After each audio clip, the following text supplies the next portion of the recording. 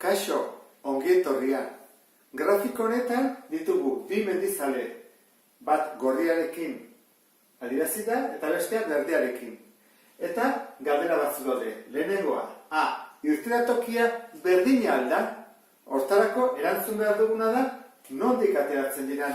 Hau da, hemendik, horrela. Orduan, zerotik berdea ateratzen da. Eta bostetik gorria. Horrek esan nahi du, gorria ateratzen dela 5 kilometro aurrerago. Jarriko dugu, orduan, gorria 5 kilometroan eta berdea 0 kilometroan ateratzen dira. Hoi da, irtera puntuak. Bestetik, ordu berdinean ateratzen dira biak, behiratu behar da, zentzu honetan, orduak hemen daudelako. Orduan, gorrian ez ateratzen da 0 orduan, eta berdea, 2 ordu beranduago. 2 ordu beranduago.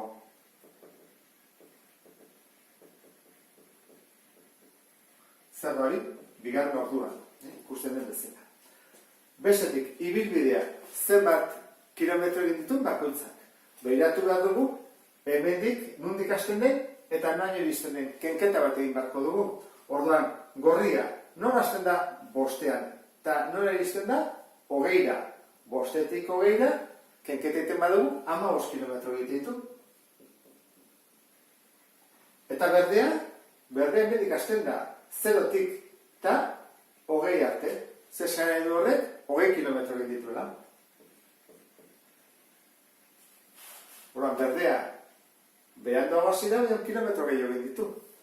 Gelditu alda norbait, bai, gorria gelditu da ikusten, hemen bai jagoruz, eta hemen 2 orduz geldirik egon da. Bai, 2 ordu.